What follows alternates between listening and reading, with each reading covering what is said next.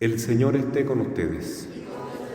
Evangelio de nuestro Señor Jesucristo según San Juan. Se acercaba la Pascua de los judíos. Jesús subió a Jerusalén y encontró en el templo a los vendedores de bueyes, ovejas y palomas y a los cambistas sentados delante de sus mesas. Hizo un látigo de cuerdas y los echó a todos del templo, junto con sus ovejas y sus bueyes.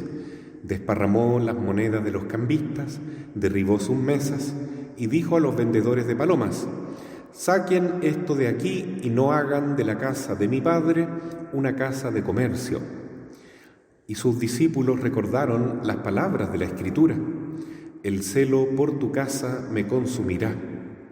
Entonces los judíos le preguntaron: «¿Qué signo nos das para obrar así?». Jesús les respondió: «Destruyan este templo y en 3 días lo volveré a levantar».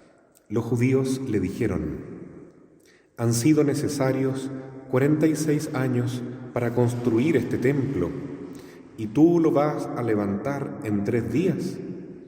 Pero él se refería al templo de su cuerpo. Por eso, cuando Jesús resucitó, sus discípulos recordaron que Él había dicho esto y creyeron en la Escritura y en la palabra que había pronunciado, palabra del Señor.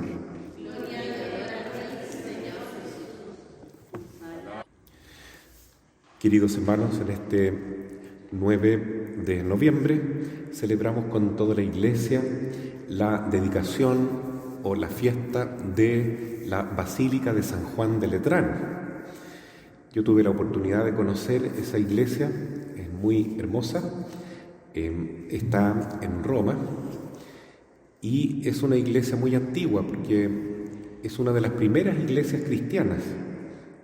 El primer emperador que reconoció el cristianismo como religión oficial le regaló esa iglesia al Papa de aquel entonces. Y por eso esa iglesia se transformó desde esa época en la Catedral de Roma. La Catedral del Papa, digamos así, la sede del Papa como obispo de Roma no es el Vaticano, como muchos creemos, sino que es esta iglesia que hoy celebramos. Y lo que me llamaba la atención era que estaba escrito en latín al frente de la iglesia con letras muy grandes: «Esta es la madre de todas las iglesias», para indicar que, porque es la iglesia del Papa, y el Papa tiene una ordenanza, ¿no es cierto?, tiene un reinado sobre todas las iglesias del mundo, entonces también nosotros hoy celebramos nuestra propia iglesia, la Iglesia Católica en el fondo. Y bueno, esta importancia de celebrar las iglesias está radicada en la Escritura, en estas lecturas que acabamos de escuchar, porque la principal iglesia, o templo, mejor dicho, del Señor, es nuestro propio cuerpo. Así lo dice hoy la palabra de Dios, ¿no? 1 Corintios capítulo 3. ¿Acaso ustedes no saben que son templos de Dios? Son templos del Espíritu Santo.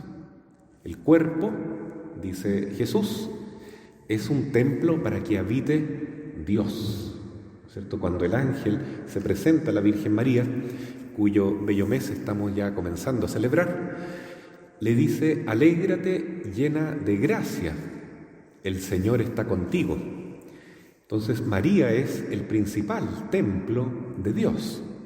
¿Por qué? Porque la característica de un templo santo, consagrado a Dios, es justamente que el Señor está en ese lugar. En este caso, mejor dicho, también en esa persona, que es María.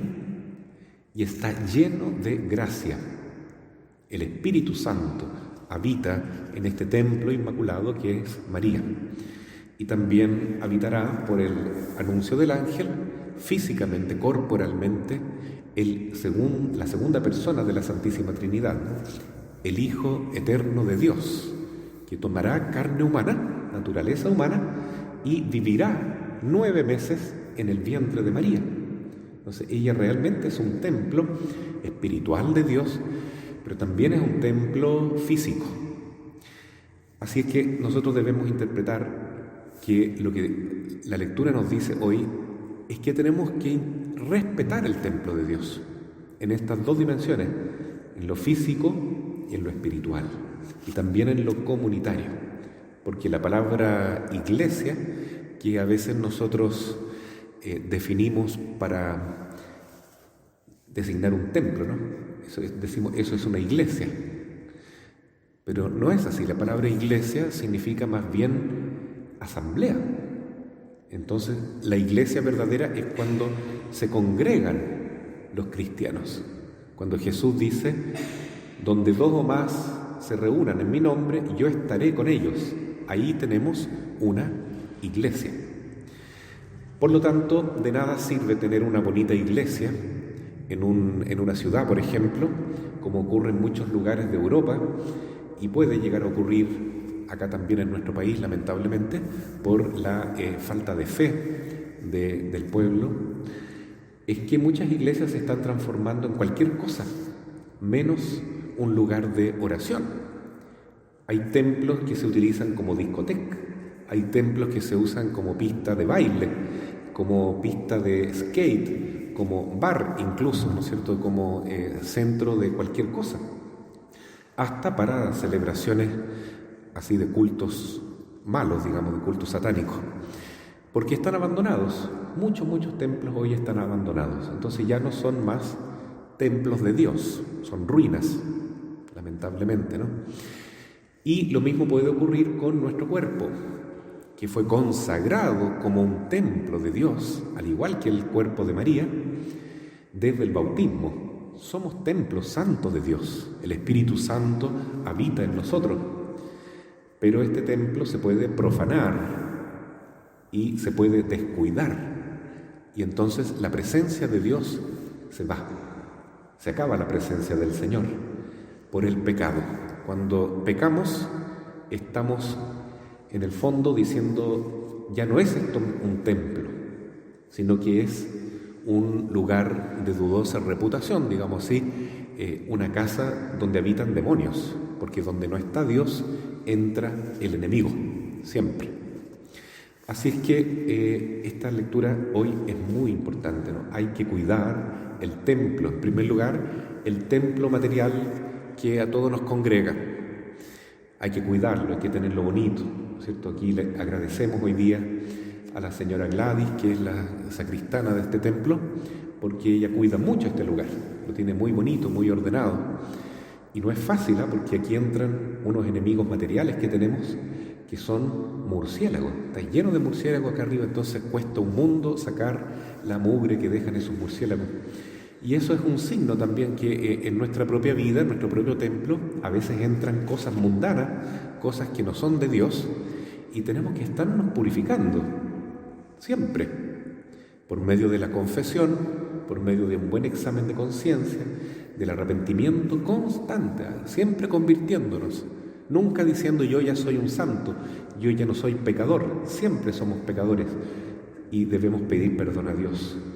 Dice la Escritura que hasta el justo peca 7 veces al día. La única persona que no peca, fuera de Cristo por supuesto, es la Santísima Virgen María, la Inmaculada.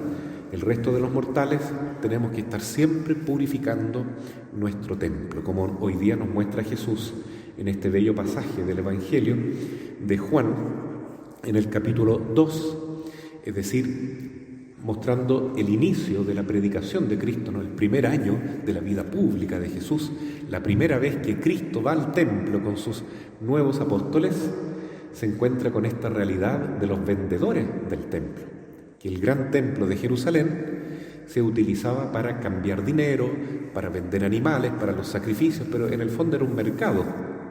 Y ahí se hacía mucha trampa, sobre todo con las personas humildes, las personas que venían de lejos, se les estafaba muchas veces, y Cristo sabía eso, sentía mucho dolor.